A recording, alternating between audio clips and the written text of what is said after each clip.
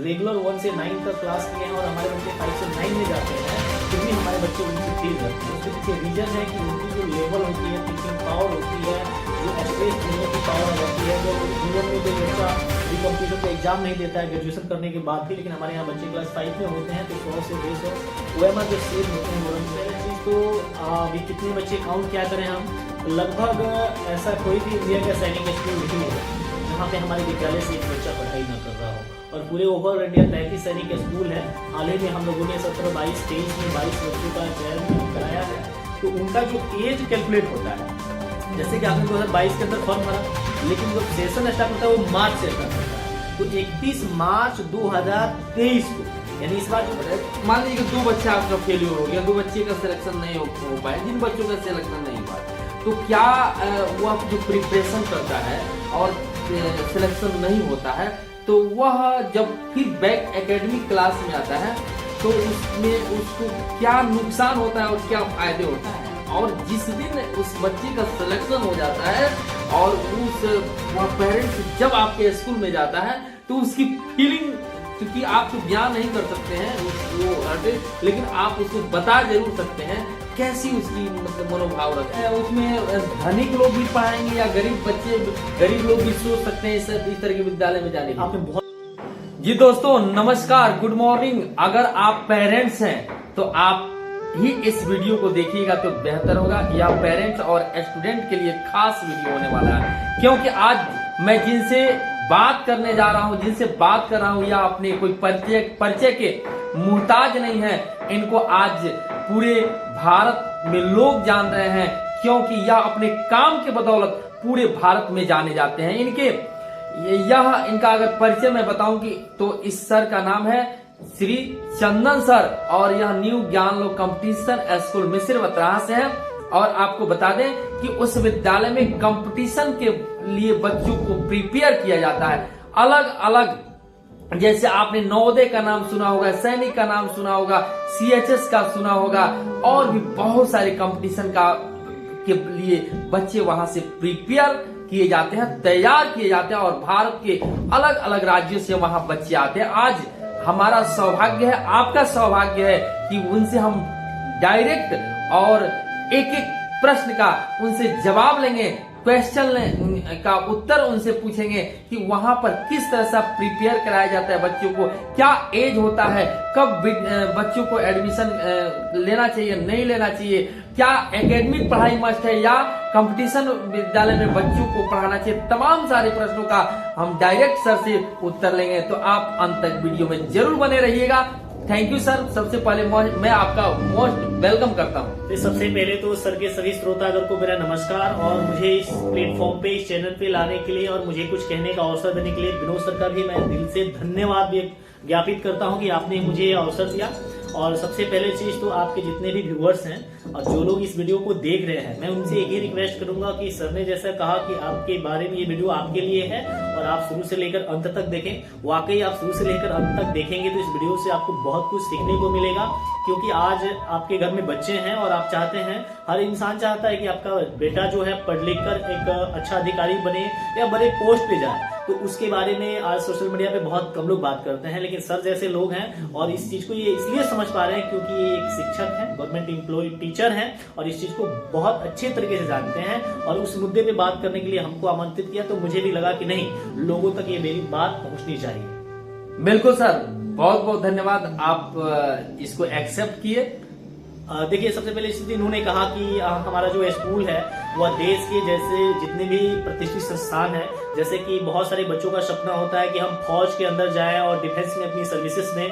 तो अब भारत के अंदर बहुत सारे सैन्य स्कूल की सिचुएशन किया गया, जिसमें आपका सैनिक स्कूल आता है, राष्ट्रीय मिलिट्री स्कूल आता है, राष्ट्रीय इंडियन मिलिट्री कॉलेजेस आते हैं, लेकिन उसमें दाखिले का प्रोसेस लोगों को पता नहीं है, उसकी तैयारी कैसी होती है, क्या एज होता है, क्या एजुकेशन क्वालिफिकेशन होता है, उन सभी चीजों को मैं एक्सप्लेन करूंगा और वहां से आप चीजों को पता कर पाइएगा। लेकिन इसका जो सारा क्रेडिट होगा वो विनोद सर को जाना चाहिए, क्योंकि इन्होंने बहुत ही अच्छा सवाल हमसे पूछा कि सर लोगों को बताएं कि बच्चे का एज क्या होना चाहिए, किस तरीके से वो प्रिपरेशन करें। बिल्कुल सर, मैं चाहूंगा कि आप लगे हाथ बता भी दीजिए कि बच्चों का एज क्या होना चाहिए और किस एज में और किस तरह के बच्चे इसका प्रिपरेशन कर सकते हैं। देखिए, सबसे पहली चीज तो जब एंट्रेंस एग्जामिनेशन होता है तो उसमें जो सबसे पहला फर्स्ट एंट्री होता है वो क्लास 6 के लिए होता है। चाहे आप सैनिक स्कूल के लिए जाएं, चाहे आप नवोदय विद्यालय के लिए, चाहे आप CHS वाराणसी के लिए जाएं, या जो जामिया का स्कूल है, या AMU का स्कूल है, या RK मिशन, बहुत सारे जैसे भी सेंट्रल यूनिवर्सिटीज के स्कूल्स हैं या रक्षा मंत्रालय द्वारा संचालित स्कूल हैं,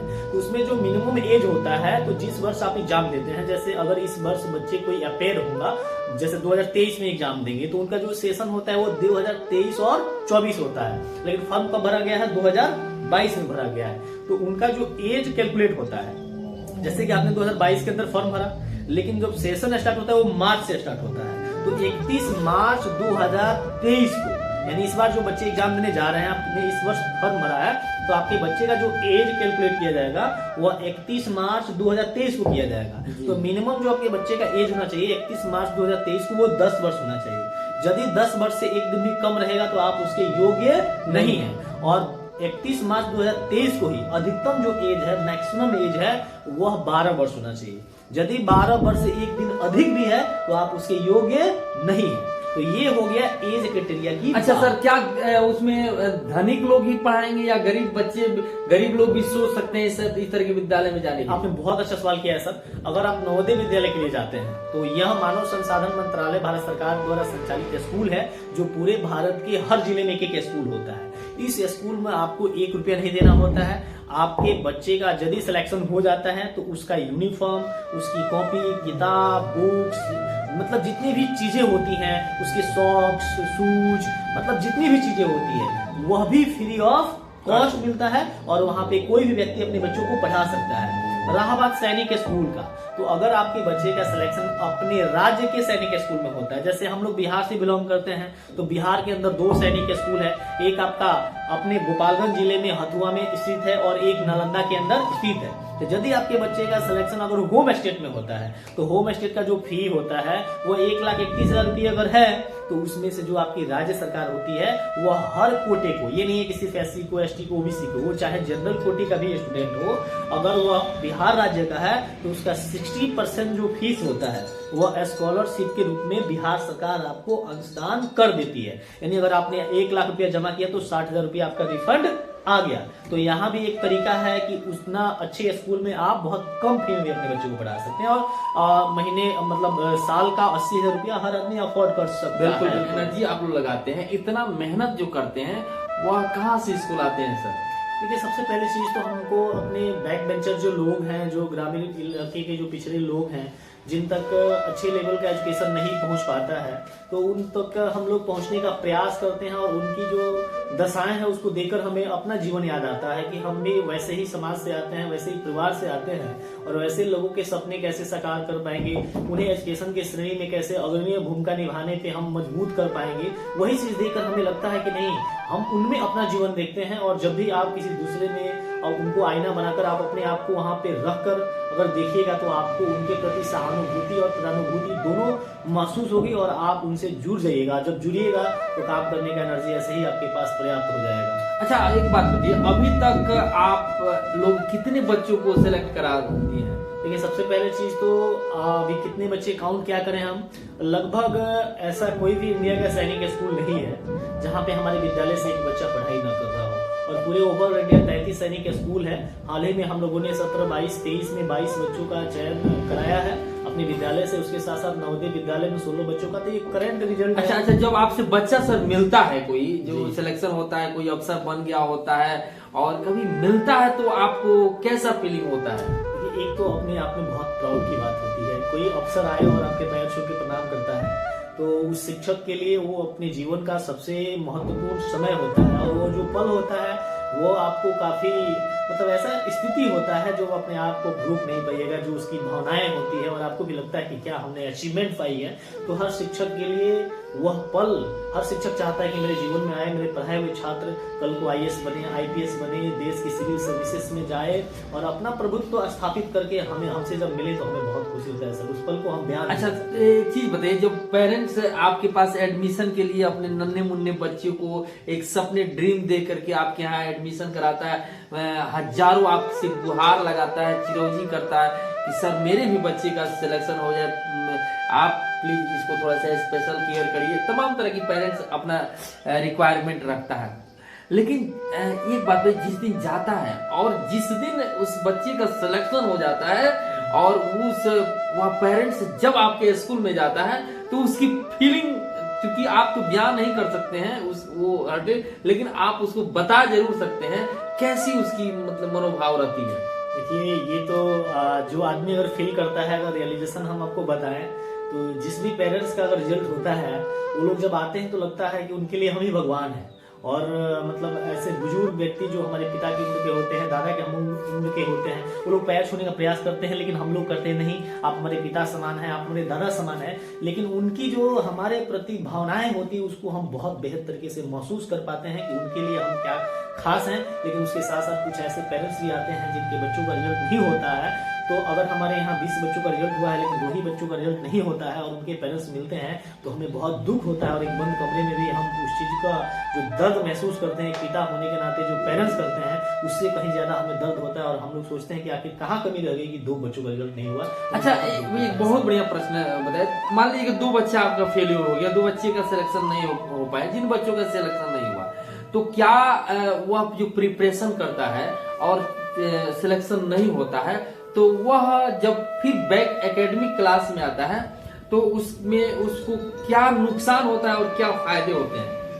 देखिए, सबसे पहले चीज तो हमारे यहाँ जो भी बच्चे या कहीं भी, मैं ये नहीं कह रहा हूँ कि मेरे ही विद्यालय में, अगर कहीं भी बच्चा अगर कॉम्पिटिटिव एग्जामिनेशन के लिए प्रिपरेशन करता है और उसे सक्सेस नहीं मिलता है, कंपटीशन वो बीट करके उन विद्यालयों में एडमिशन नहीं ले पाता है, लेकिन उसका प्लस पॉइंट ये है कि किसी भी कंपटीशन स्कूल में आप पढ़ाई करते हैं तो आपका जो नॉलेज होता है ना, एकेडमिक के साथ साथ कॉम्पिटिटिव हो जाता है, वो बहुत एक ऊंचे लेवल पे पहुंच जाता है। अगर आप वहां से निकल कर, हमारे यहाँ जो भी बच्चे, जो बहुत सारे बच्चे फेलियर कर जाते हैं, लेकिन वो जो बाहर जाते हैं ना, क्लास 5 से निकल कर डायरेक्ट 9th में एडमिशन होता है। और वहां जाकर जो बच्चे रेगुलर 1 से 9 तक क्लास किए हैं और हमारे बच्चे 5 से 9 में जाते हैं, फिर भी हमारे बच्चे उनसे तेज रहते हैं। उसके पीछे रीजन है कि उनकी जो लेवल होती है, थिंकिंग पावर होती है, जो स्ट्रेस झेलने की पावर आ जाती है। जब भी जीवन में कोई बच्चा अभी कंपटीशन का एग्जाम नहीं देता है ग्रेजुएशन करने के बाद भी, लेकिन हमारे यहाँ बच्चे क्लास 5 में होते हैं तो 100 से 150 OMR जो सेट होते हैं वो रन देते हैं। एग्जाम हॉल का जो प्रेशर रहता है वो रियलाइज कर पाते हैं। बहुत सारे एंट्रेंस एग्जामिनेशन देके उनके पास बहुत सारा तजुर्बा आ जाता है और वो एकेडमिक के अगर फील्ड की मैं बात करूं तो हमारे बच्चे उनसे बेहतर हैं, क्योंकि हम लोग ऐसी चीजें बताते हैं। जो क्लास 5 का लेवल है वो 9-10 का लेवल है, तो वो भी बच्चे बहुत बेहतर कर सकते हैं और वो बच्चे बेहतर कर भी रहे हैं। बहुत बहुत धन्यवाद सर, इस चीज को बहुत शानदार एक्सप्लेनेशन आपने किया। मैं एक चीज और जानना चाहता हूँ, आपने पूरे जितना से आप टीचिंग करा रहे हैं, कोई ऐसा पल जिस पल को आप चाहते हैं कि कैमरे में कैद हो, कोई स्टूडेंट ऐसा आया, कोई विद्यार्थी ऐसा आया जो आप उसको भूल करके भी नहीं भुला पाते, जो हमेशा आपके करीब हुआ आवाज रहता है, मैं चाहूंगा कि उसको आप व्यक्त करें। देखिए, जब भी हम लोगों का रिजल्ट होता है, जो भी ओकेजन होता है, और उस रिजल्ट को जब हम लोगों के समक्ष रखते हैं और वो चीज हम बताने का प्रयास करते हैं, वो बहुत सारे सोशल मीडिया के माध्यम से, टेलीविजन माध्यम से, इलेक्ट्रॉनिक मीडिया के माध्यम से, प्रिंट मीडिया के माध्यम से लोगों तक जब पहुंचता है, और उस समय उस भरी सभा में जब जो हमारे बच्चे सक्सेस होते हैं, उनको जब हम लोग मेडल पहनाते हैं, ऑफिसर के साथ सम्मानित करवाते हैं, और उसमें कुछ बच्चे जब छूट जाते हैं और हमें लगता है कि काश उस बच्चे का भी रिजल्ट हो जाता, उसकी पेरेंट्स के मुख पे जो दर्द है, जो दुख छलकता है, तो उस चीज को हम चाहते हैं कि कैसे करके उसको रिजल्ट में तब्दील कर दें और वो आदमी हमारे पास आए, यानी एक प्यास, जो बहुत व्यक्ति जो प्यासा है और उसको हम पानी पिला दे उस रेगिस्तान से आए हुए व्यक्ति को, वह पल को हम समेट के रखना चाहते हैं और चाहते हैं कि हर पेरेंट्स के फेस पे खुशी हो। बिल्कुल। अच्छा, कोई ऐसा पल बताइए कि जिस पल में कोई ऐसा पेरेंट्स आया हो जिसके पास एडमिशन का पैसा नहीं हो और कैसे ऐसे तैसे व्यवस्था करके एडमिशन कराया और उसका बच्चा का सिलेक्शन हो गया,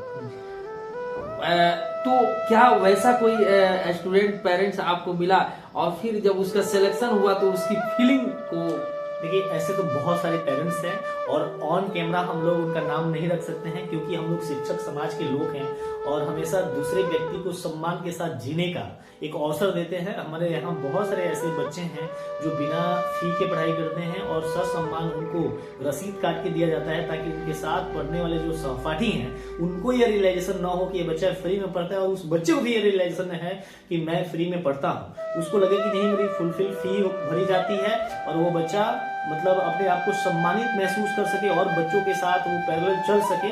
और उन बच्चों का जब रिजल्ट होता है उनके पेरेंट्स को पता होता है कि भाई बिना फीस का हमारा बेटा पढ़ रहा है, हमारी बहुत तंगी स्थिति है और उन बच्चों से थोड़ा सा हम लोग को और अटैचमेंट हो जाता है। इसलिए हो जाता है कि उसकी पेरेंट्स की स्थिति देखकर हमें अपने पेरेंट्स की जो बीते हुए समय होते हैं वो याद आ जाते हैं, आंखों में आंसू आ जाता है। तो उससे हमें कहीं और लगा होता है और हम उस चैलेंज को फेस करते हैं, कहते हैं कि नहीं और बेहतर करना है, उसका रिजल्ट जरूर होना चाहिए। और उस बच्चे को भी मोटिवेट करते हैं, उसको ऐसा आईना दिखाया जाता है, उसके माता पिता की जो परेशानियां हैं उसके समक्ष रखा जाता है। अगर ऐसा करने से बच्चे के अंदर जो जिम्मेदारी है वो बढ़ जाती है और वो अपने लक्ष्य से भटकता नहीं है। वैसे बहुत सारे पेरेंट्स हैं जो जिन बच्चों का जो आर्थिक स्थिति है खराब था और वो बहुत बेहतर किया और उनके पेरेंट्स के लिए हम हमेशा मतलब एक तरीके से ये तो कहना नहीं चाहिए, अपनी प्रशंसा अपने मुख से नहीं करना चाहिए, लेकिन जब आप ऑन कैमरा पूछ रहे हैं तो कुछ चीजें मैं बताना भी चाहूंगा ताकि लोगों को रियल जो हकीकत है वो रियलाइज हो सके। तो वो लोग हमें भगवान की तरफ पूछते हैं, इसलिए कहीं दुर्मत नहीं है। जब भी हम जाएं तो हमारे लिए पहला चेयर, उनके मन में सम्मान वो हमेशा रहेगा और वो जो चीज है, वो जो चीज हमें खुशी मिलती है, जो सम्मान मिलता है, वो शायद ही किसी को मिल पाए। सर एक चीज मैं आपसे जानना चाहूंगा कि आपसे एक अंतिम प्रश्न मैं पूछूंगा कि बच्चों को आज के डेट में, क्योंकि पेरेंट्स आज के डेट में बहुत ही भटक रहे हैं कि बच्चे को क्या कराएं नहीं कराएं, और सारे लोगों के माइंड में बहुत सारा पढ़ाने की इच्छा, अच्छे स्कूल है, मैं बहुत अच्छे स्कूल है, लेकिन सही मायने में वो बच्चे और पेरेंट्स यह समझ नहीं पाते हैं कि हम 5, 6, 7 के बच्चों को एडमिशन कहाँ कराएं, कैसे इनका प्रिपरेशन कराएं। तो इस संबंध में कुछ आप अगर बता पाए तो बेहतर होगा। देखिए आज जो दुनिया है, हर गांव में कोई ना कोई 1-2 लोग मिल ही जाते हैं जो एजुकेशन का इम्पोर्टेंस जानते हैं, लेकिन ये तो ऑन कैमरा कहना नहीं चाहिए, लेकिन जो लोग भी एक तरीके से समुन्नित होते हैं, सम्मानित होते हैं या थोड़ा सा समाज में प्रतिष्ठित होते हैं और पढ़ लिख कर कुछ बन जाते हैं, वो पीछे की तरफ बैक होके देखते नहीं है। और उसी का रीजन है कि लोगों को सही गाइड नहीं मिल पाता है। अगर हम पढ़े लिखे लोग हैं, हमारे पास वो काबिलियत है कि हम किसी का मार्गदर्शन कर सकते हैं और हमारे एक मार्गदर्शन से वो लड़का IAS बन सकता है, IPS बन सकता है, तो ये हमारा सबसे पहला ड्यूटी होना चाहिए कि जिन लोगों के पास मार्गदर्शन का अभाव है उन्हें मार्गदर्शित करना चाहिए। और जो भी हमारे पेरेंट्स हैं जो पढ़े लिखे नहीं हैं, तो आज सोशल मीडिया का जमाना है, या आपको लगता है कि हमारे इलाके में हमारे यहाँ कोई लोग बुद्धिजीवी है, उन लोगों के पास जाना चाहिए, या बहुत सारे ऐसे सेमिनार्स होते हैं एजुकेशनल, उस सेमिनार में जाना चाहिए। लोग वहां जाने से बचते हैं, कहते हैं कि हमारा आज ये काम है, मैं इस काम को छोड़ के कैसे जाऊंगा। तो जहां भी इस तरीके के एजुकेशन से रिलेटेड कोई सेमिनार होता है या कोई आप सोशल मीडिया यूज करते हैं, उस पर कोई कार्यक्रम चल रहा है, तो उसको आप देखिए, उसको देखने से अपने बच्चों को भी दिखाइए, हो सकता है वहां से आपको कोई रास्ता मिल जाए। और जो समाज के बुद्धिजीवी लोग हैं वो लोग जरूर अपने लोगों को हेल्प करें, पीछे मुड़ के जरूर देखें, क्योंकि आपको रहना इंसान के बीच ही है। आप IAS बन जाए या इंडिया का वर्ल्ड का सबसे रिचेस्ट मैन बन जाए, आपको काम लोगों के बीच ही करना है। और आपके लोग ही बेहतर होंगे तो आपको काम करके मजा आएगा और आपके सामने जो आपका रिलेशंस भी बनता है उन लोगों के साथ ही बनना है। आप रिलेशन बनाने के लिए कहीं आकाश में किसी दूसरे पिन पे नहीं जाना है, आप ग्रह पे नहीं जाएंगे, तो आप लोगों को देखिए ना। बिल्कुल। अंतिम सवाल सर आपसे लेंगे कि बच्चियों को माने कॉम्पिटिटिव एग्जाम का प्रिपरेशन कराया जाए, ऐसे आप इसका आंसर दिए हैं, या एकेडमिक पढ़ाई में कंटिन्यू रखा जाए। पेरेंट्स से इसको थोड़ा सा स्पष्ट बताइए कि कौन बेहतर रहेगा। ये सबसे पहले चीज तो आज का जो दौर है, आज आप देख रहे हैं, आज कंपटीशन का युग है। आप किसी भी जॉब को पाने के लिए जाते हैं, वहाँ इतने टॉप लेवल का कंपटीशन है कि आप उसकी कल्पना भी नहीं कर सकते हैं और ये डे बाय डे इंक्रीज होगा। तो अगर आपको इस दुनिया में बने रहना है तो जब भी जिस चीज का डिमांड है उस पर आपको फोकस करना चाहिए। यानी आज का जो दौर है वो कॉम्पिटिटिव है, तो आपको कंपटीशन के साथ मिलकर चलना होगा। समय जो है, अगर इंसान परिवर्तन नहीं करेगा, अपने आप चेंजिंग नहीं करेगा, तो आप पिछड़ जाइएगा। इसका ज्वलंत उदाहरण है नोकिया कंपनी की जो मोबाइल्स थी, वो पूरे वर्ल्ड में एक अपना छाप बनाई हुई थी। लेकिन जब एंड्रॉयड सेट का जमाना आया तो कंपनी को लगा कि भाई हम तो बादशाह हैं, हमारे टक्कर में कोई है नहीं, और उन्होंने एंड्रॉयड को एडॉप्ट नहीं किया। कारण यह हुआ कि वो कंपनी बर्बाद हो गई और उससे पीछे आने वाली एंड्रॉयड जो कंपनियां थी जिसका कोई नामो निशान नहीं जानता था, वो आज मार्केट में राजा बनी हुई है और वो फिर कंपनी दोबारा पुनः एंड्रॉयड फोन लेके आई, लेकिन लोग वहां तक उसको नहीं पहुंच पाए और उसका नेम टेम सब खत्म हो गया। तो मैं पेरेंट्स से भी वही कहना चाहूंगा कि थोड़ा सा कंपटीशन का दौर है तो कॉम्पिटिटिव पढ़ाई बच्चों को जरूर करवाएं। बिल्कुल बिल्कुल, यानी समय के साथ आप बदल जाए, नहीं तो हाँ, समय आपको बदल देगा। फिर आप चाहकर भी वहां नहीं। बिल्कुल बिल्कुल, बहुत बहुत धन्यवाद सर आपके। आप हैं चंदन सर और रियल में आप बहुत दिल के अच्छे हैं और हमारे साथ पुनः बात करने का आपने समय दिया, बात किया और इतना अच्छा से हमारे ऑडियंस को, हमारे लोगों को और एजुकेशन के बारे में आपने बताया, इसके लिए मेरे तरफ से पुनः आपको बहुत बहुत धन्यवाद। Thank you sir. सभी दर्शकों को भी मेरे तरफ से बहुत बहुत धन्यवाद। और हमने अगर थोड़ी भी आप लोगों की हेल्प की है तो मैं चाहूंगा कि सर के चैनल को सब्सक्राइब करें और लोगों तक पहुंचाएं ताकि ये बात हम लोगों तक सीमित न रहे, लोगों तक पहुंचे। बिल्कुल बिल्कुल, thank you sir, thank you.